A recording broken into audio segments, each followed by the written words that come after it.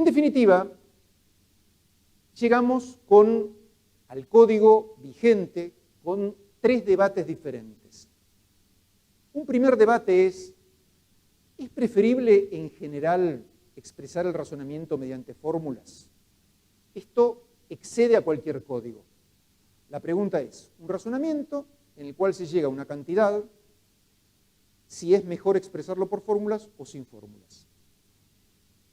Algo ya particular al código vigente es el nuevo artículo 1746. ¿Prescribe o no prescribe el uso de fórmulas? Y luego, si fuera así, si al menos hubiera luz para que entren las fórmulas, ¿qué deben captar las fórmulas y qué valor se debe asignar a las variables?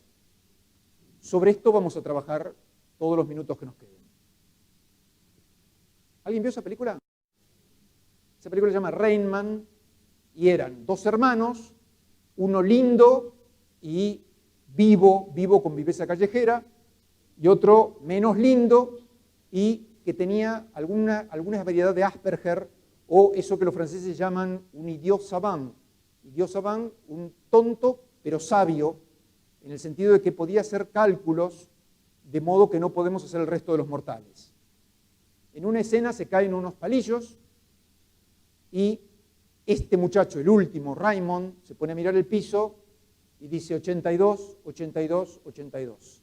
Su hermano vivo le dice, no, son mucho más de 82, te equivocaste.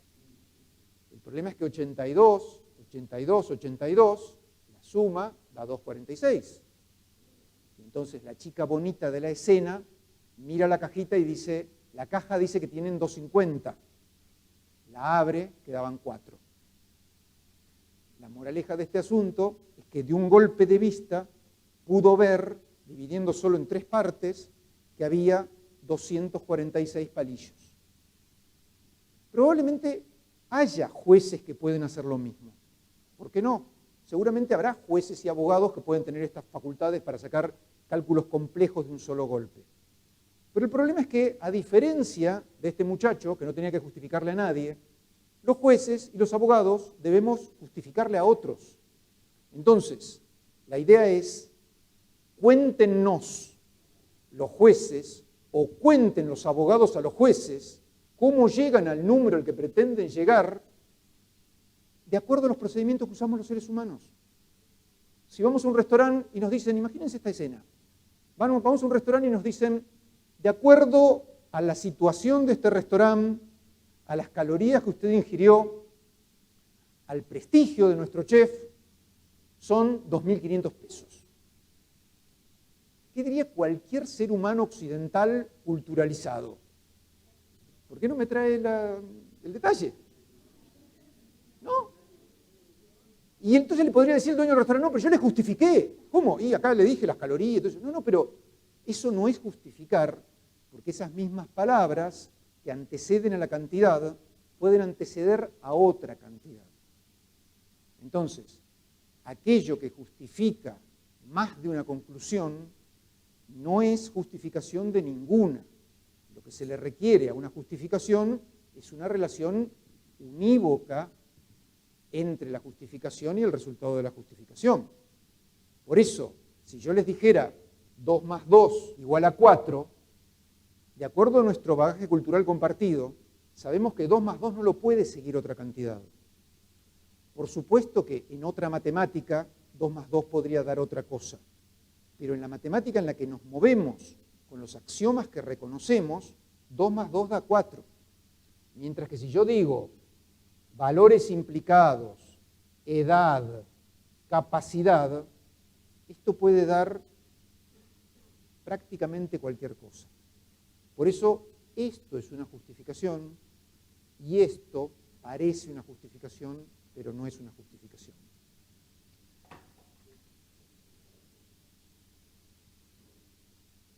Esto era discutible antes, pero a mí me parece que ahora, cuando el 1746 dice un capital cuyas rentas cubran la aptitud para realizar actividades productivas económicamente valorables y se agote un término, es muy difícil decir que acá no se necesita ese procedimiento discursivo que conocemos como fórmulas. Lo escucho.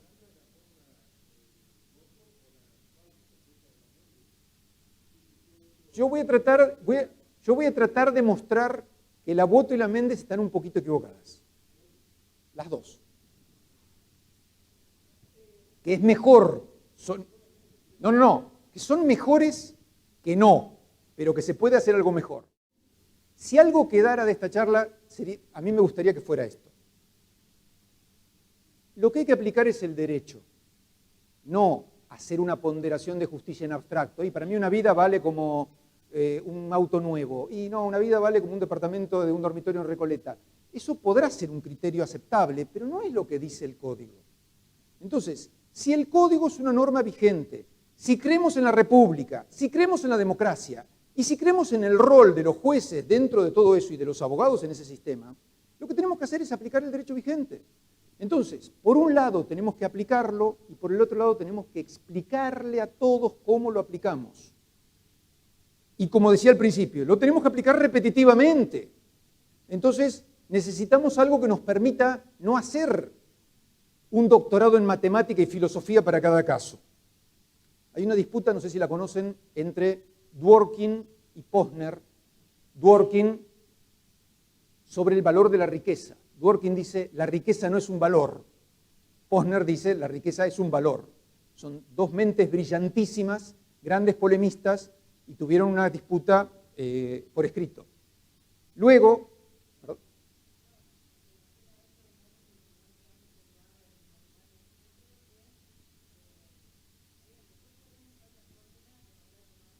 pero hay que entender los fundamentos. Ese es el tema. Bueno, ahí voy. Calabresi tercia en la disputa diciendo, mi amigo Ron Dworkin quisiera que todos los jueces fueran filósofos. Mi amigo Dick Posner quisiera que todos los jueces eran economistas. Yo, dice Calabresi, quiero que los jueces sean jueces. Entonces, la idea es, los que aplicaban fórmulas y los que no aplicaban fórmulas tenían debilidades en su razonamiento típicas. Entonces, si podemos entender cuáles son las debilidades del razonamiento, las matemáticas no tienen que ser ni más ni menos que un auxiliar para cumplir con el derecho. No es yo creo en la fórmula tal y soy un seguidor de la fórmula tal como soy un seguidor de Buda, Mahoma o la divinidad que sea. Yo aplico el derecho. Y para aplicar el derecho utilizo esto del mismo modo que cuando tengo que sumar dos cosas, pongo esto más esto. Ahora avanzamos. Gödel decía, las fórmulas no son más que secuencias de símbolos finitos. Y esta es un poco la idea. Todo esto me lo voy a pasar y a lo que voy es a lo siguiente. Aquí. ¿Qué criticó la Corte en Aróstegui y con Omega? Básicamente, solo atiende a la persona en su fase exclusivamente laboral y el salario, lo que hace la fórmula es repetir el salario que ganaba al momento del hecho proyectado hacia el resto de la vida. ¿Se acuerdan cuando dije valor presente de una renta constante, no perpetua? ¿Tiene sentido pensar que el ingreso de una persona es la única manifestación de su capacidad? Recuerden lo que dice el 1746, por favor. Discúlpenme el salto hacia atrás. Determinación de un capital de modo tal que sus rentas cubran la disminución de la aptitud del damnificado para realizar actividades productivas o económicamente valorables. ¿Qué les parece esta distinción? ¿Podrán ser productivas aquellas que nos den una retribución explícita de mercado? Lo que ganamos en nuestro sueldo como empleados o funcionarios, o lo que ganamos en nuestros honorarios como profesionales, o nuestras ganancias como comerciante. ¿Tiene sentido? Y actividades económicamente valorables. ¿Podrán ser aquellas que nadie nos paga, pero que si no las podemos hacer tenemos que contratar a alguien y pagarle, porque tienen un valor económico? Por ejemplo, ama y amo de casa. No. Todas las tareas que tengan que ver con aquello que realizamos y si no podemos hacerlo le tenemos que pagar a alguien. autotransportarnos, autohigienizarnos, cocinarnos, algunos mejor, peor que otros, pero hacer esas cosas. Todo eso, si no lo podemos hacer, tenemos que contratar a alguien. No es lo mismo que bailar. Si a alguien le gusta bailar, no tiene sentido pagarle a otro para que baile por nosotros. Bailar, el goce que produce bailar, está en la dimensión del daño no patrimonial. Claro, o hacer un deporte por mero goce. No tiene sentido que yo contrate a alguien y lo mire jugar la pelota. Pero sí tiene sentido que alguien contrate a otro para que lo transporte cuando no puede transportarse. Entonces, si partimos de esa distinción entre lo patrimonial y lo no patrimonial, lo patrimonial incluye muchas cosas más que el ingreso, pero no todo. No todo. La vida tiene muchas dimensiones, pero por supuesto que la vida tiene muchas dimensiones. Pero el asunto es que algunas dimensiones caen acá y otras caen acá. Y dentro de lo patrimonial tenemos esas dos. Tenemos las actividades productivas o económicamente valorables.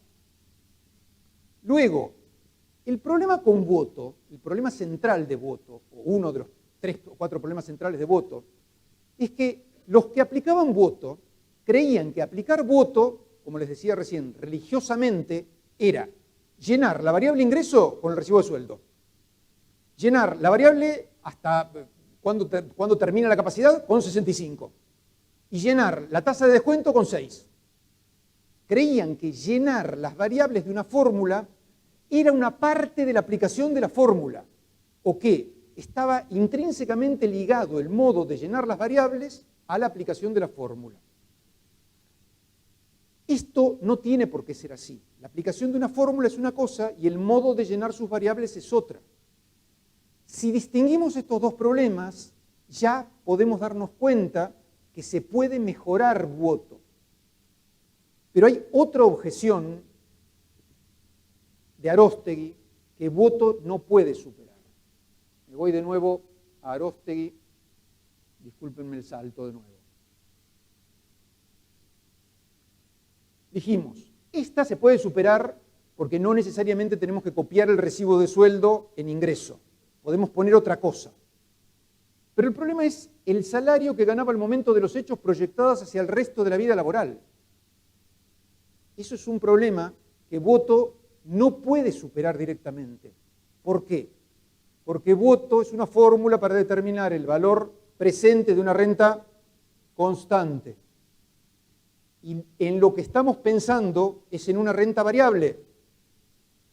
¿Tiene sentido pensar que un chico de 20 años a sus 40 tenga ingresos de mercado explícitos superiores a los que tenía a los 20? ¿Tiene sentido o no? Parece que sí. Parece que, como dice el 1744, está dentro de esos hechos notorios. Cuando hablábamos de la notoriedad de los hechos que influye en nuestro resultado. Pero el problema es que voto no lo puede calcular. La salida fue Méndez. Méndez intentó subsanar los problemas de voto. Y a ver, acá me van a tener que seguir un momento, interrúmpanme todas las veces que sea necesaria cuando no me sigan. Hay dos cosas que hace que son fáciles. Extiende los 65 a los 75. Dice, bueno, está bien, no es solo laboral. Extendemos a un poco de vida extralaboral. Cambiamos la tasa de descuento del 6 al 4. No se preocupen, después les mando material sobre esto. No se preocupen, se los mando todos por mail. No esto, sino material para leer en serio. Saltar del 6 al 4 incrementa la indemnización. Se entiende que cuando menor es la tasa de descuento, mayor es el valor presente. Alguien me va a preguntar sobre la tasa de descuento después de... Vamos a charlar un rato. Pero lo más interesante de Méndez para mi gusto es esto. A ver, altas matemáticas. Esta subfórmula hace lo siguiente. El ingreso actual, al momento del hecho, lo multiplica por 60 y luego lo divide por la edad de la víctima considerando un tope de 60. Quiero decir, si la víctima tiene 20, lo divide por 20. Pero si la víctima tiene 61, lo divide por 60, no lo divide por 61. Entonces, ¿cuánto da cualquier número natural multiplicado por 60 y dividido por 20?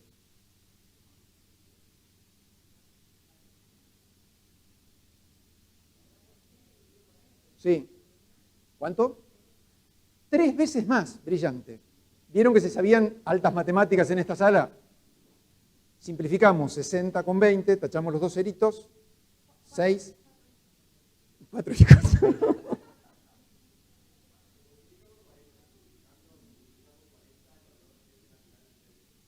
No, por 40 no, por 3. Si multiplico por 60 y divido por 20, es lo mismo que multiplicar por 3. Tacho los dos ceros, el 6 lo simplifico, me queda un 3, y el 2 me queda 1. Multiplico por 3 y divido por 1.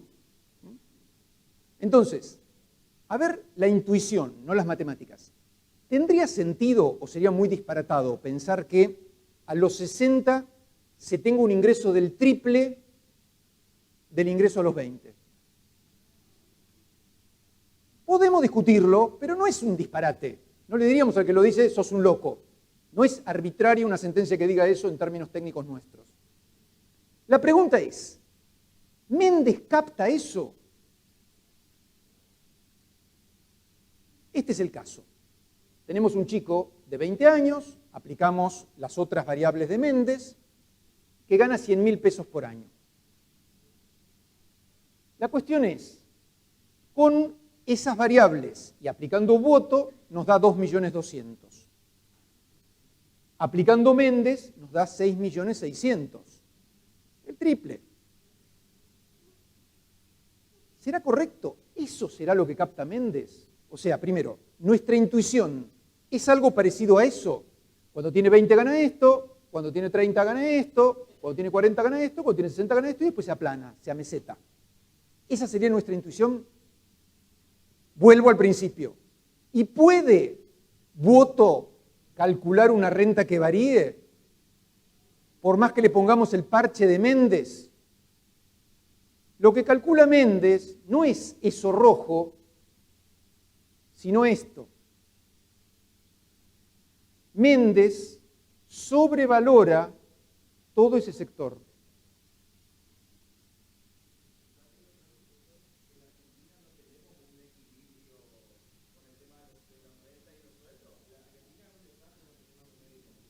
Ahora vamos a charlar cada uno de los desastres que mientras tengamos tiempo.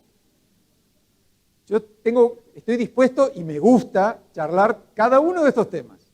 Pero esto es, o sea, si algo enseña el análisis económico del derecho, que es eso que ustedes escucharon hoy, que a mí me gusta, que me interesa, es a complejizar las cosas modularmente. No hay problema que complejicemos al grado que quieran, pero vamos por parte. Ahora estamos discutiendo simplemente esta cuestión.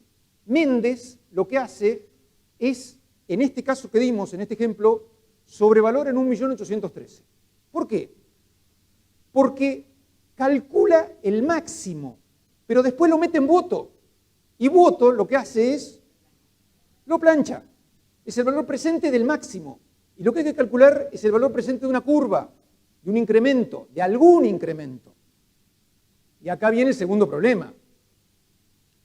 ¿Hay una sola curva de ingresos para todos los seres humanos?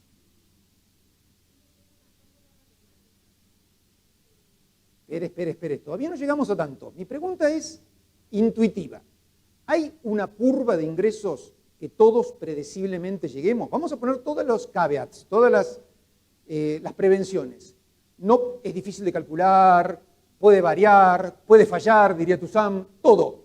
Pero tendría sentido decir que no un juez de Misiones con quien no me voy a meter, sino un juez de provincia de Buenos Aires o un juez federal tenga esta curva de ingresos. ¿Por qué esta curva? En matemática las rectas se llaman curvas, es una locura, pero créanme que eso es una curva. La idea es que hay un adicional por antigüedad. El adicional por antigüedad es un incremento real. Entonces, hay un adicional por antigüedad por año, por lo tanto la curva sí tiene sentido. Pero en cambio, sí.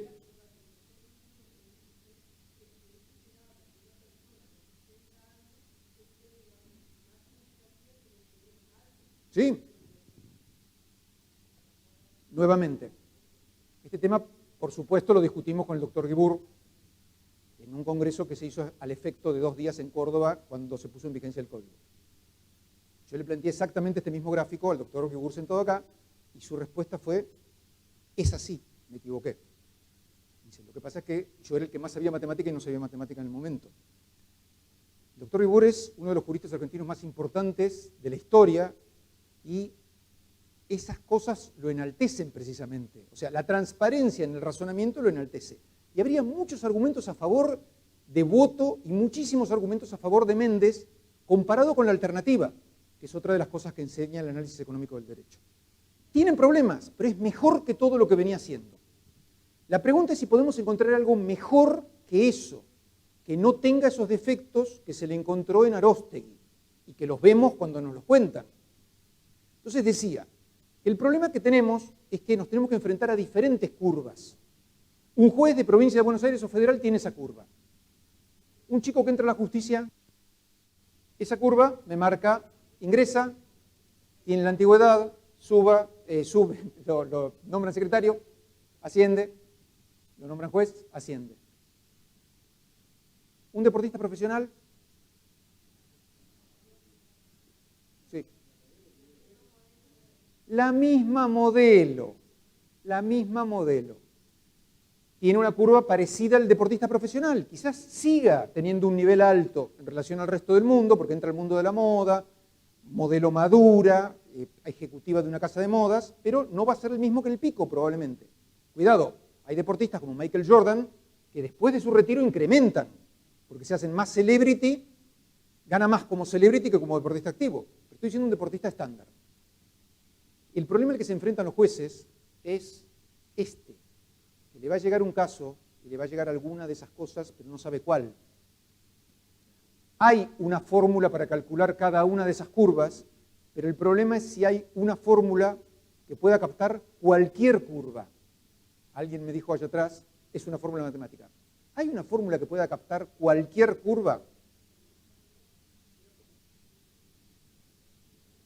Vamos a aceptar el desafío, a ver si se puede o no se puede. Piensen en cada año como un periodo discreto. Discreto quiero decir, una variable es discreta cuando está o no está. Continua cuando siempre hay un poquito. Cuando decimos la velocidad de algo que se mueve es continuo. Cuando decimos una persona está presente o ausente es discreto, o está o no está. Cada año pensémoslo como una variable discreta. Para traer el valor presente de un año, ¿qué hacemos? Del ingreso de un año, de la renta de un año. Simplemente lo dividimos por 1 más la tasa de interés. Lo muestro con números que es más fácil. Si yo tengo 100 y lo divido por 1,04, que sería una tasa de interés anual de 4, me da 96,15. Lo cual me garantiza que puesto a una tasa del 4% anual, me da 100. ¿Se entiende esto? El valor presente y una cantidad que puesta a interés nos dé el valor futuro son dos caras de la misma moneda. Del mismo modo que algo dividido 2 es la contracara del doble de cada una de esas mitades. ¿Sí? Esto es una relación matemática rígida, no es una cuestión opinable. Si yo a algo le saco una renta, una tasa, y después se la sumo, llego a esa cantidad. Entonces, es una igualdad, una ecuación. Ecuación significa EQ igual. 100, el valor presente de 100 a un año, si le descuento una tasa de interés del 0,4, es 96,15. Eso es para un año. Entonces, yo sé que puedo sacar el valor de un año. ¿Qué pasa con el segundo año? Bueno, en el segundo año puedo hacer lo mismo con la pequeña diferencia esta. Si yo a la persona le doy 2 años, durante el primero consume y lo otro lo reinvierte. Entonces, lo que tengo que hacer no es más que eso, una fórmula de interés compuesto. Acá ya tengo el primero y el segundo año. Y ya resolví el problema. Los que siguen son iguales. Si tengo el primero, le saco esto, lo divido por esto. Al segundo lo divido por esto. Al tercero lo divido por 1 más i al cubo. Al cuarto, 1 más i a la cuarta. Al quinto, 1 más i a la quinta. ¿Y por qué esto me capta cualquier cosa? Porque el valor de a puede ser cualquiera.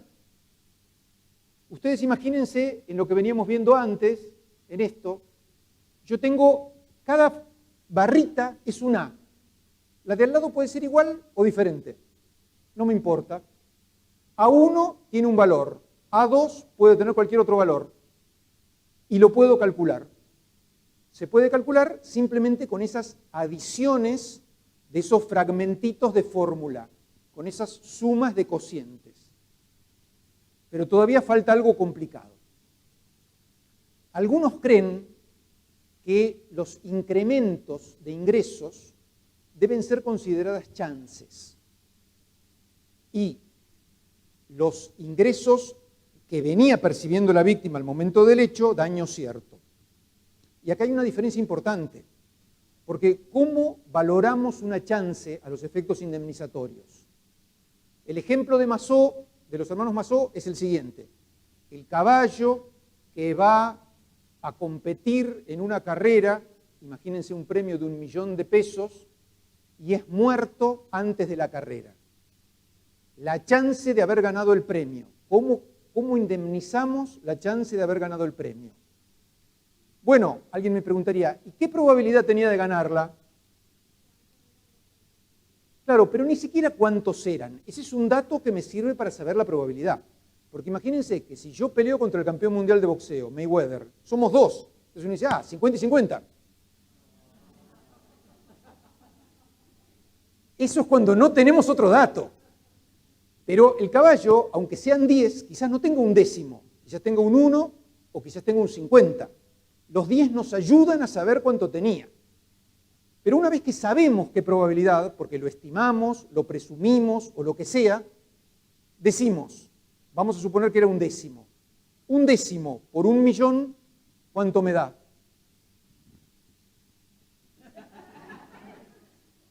La décima parte de 1.000.000. 100.000, brillante de nuevo las altas matemáticas. Entonces, la chance no la indemnizo con 1.000.000, la indemnizo con 100.000. ¿Y qué hicimos en esta operación mental tremenda? Bueno, lo que hicimos, miren, es esto. Multiplicamos ese ingreso incrementado, o esa suma, ese 1.000.000, por la probabilidad. La diferencia que tenemos con el ingreso y con el caballo es que el caballo o gana o no gana, 0 o 1.000.000. Pero en el incremento, o se incrementa o no se incrementa. Pero si no se incrementa, no es 0.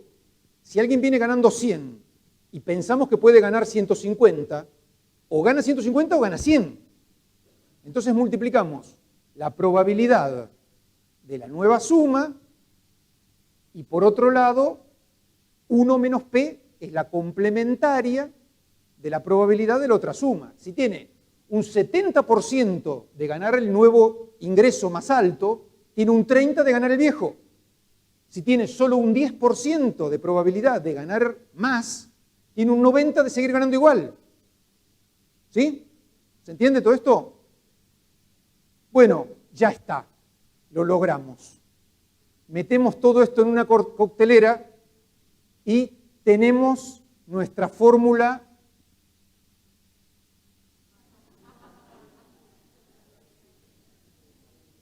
sencilla.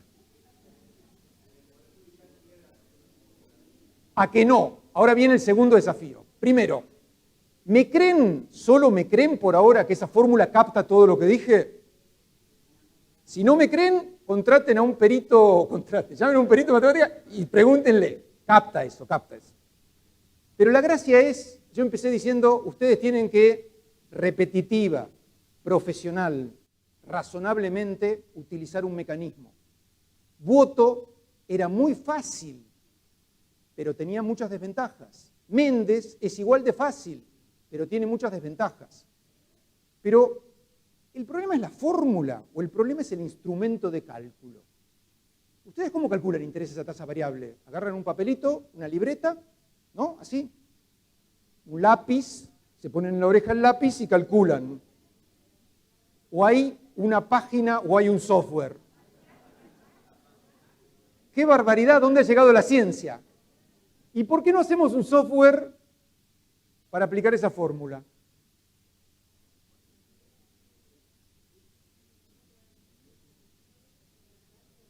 Por apenas $10.000 cada usuario, esa planilla obviamente está para uso público, libre, se ha usado en todos estos casos y en algunos más. En este probablemente sea el caso en que con más detalle se ha utilizado con más cuidado la Cámara Civil de Mar del Plata y los otros la han utilizado con distinta fortuna y detalles. Pero la idea de fondo es, ¿qué tenemos ahí? No importa. Tenemos una edad inicial para el cómputo,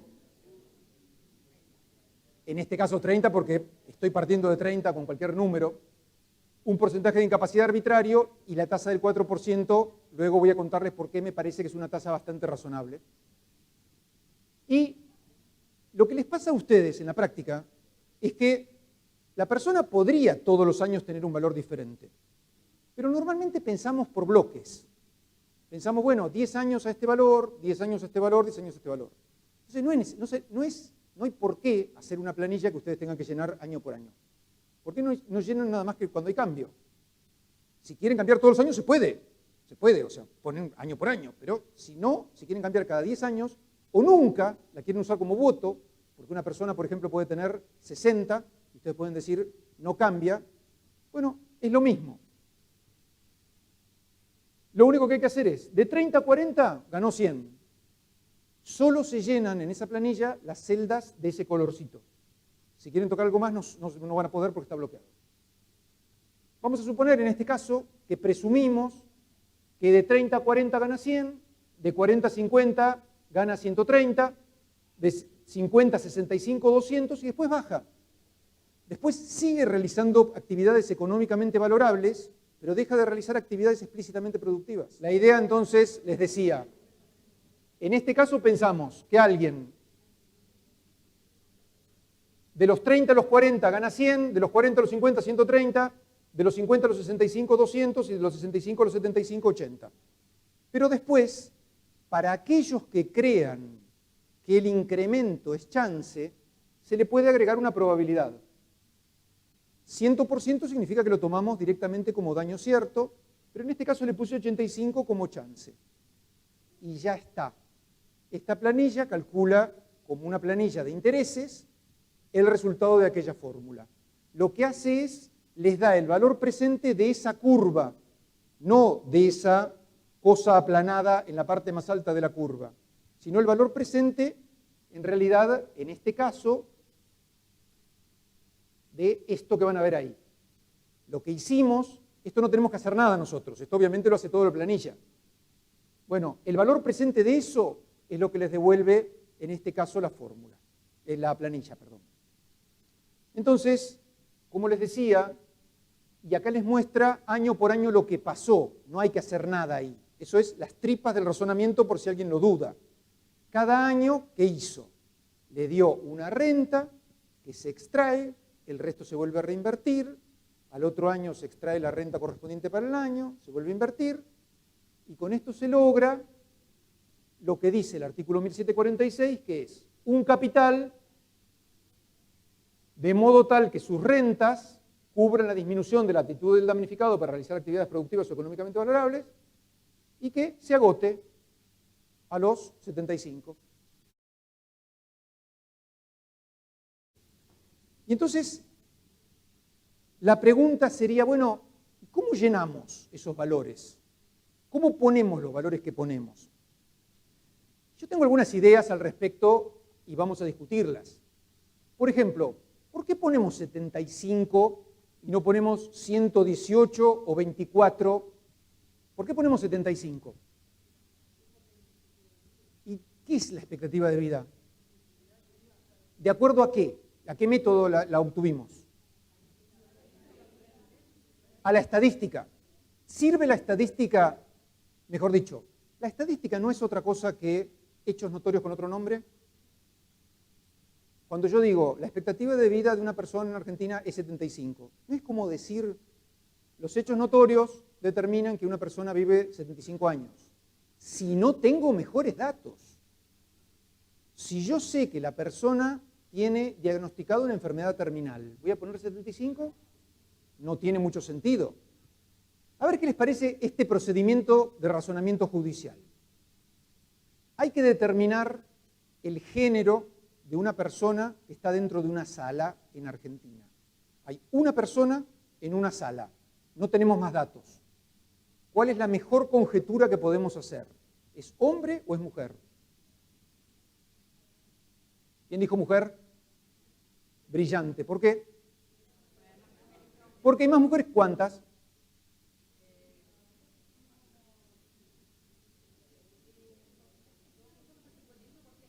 Un poquito menos en todas las edades. A ciertas edades hay muchas más mujeres, que hombres, pero en general un poquito más, casi un 1% más. Pero si en el expediente nos ingresa, tenemos esta información, está acreditado que esa sala era un baño de hombres, que es lo más plausible que podemos decir, que era un hombre.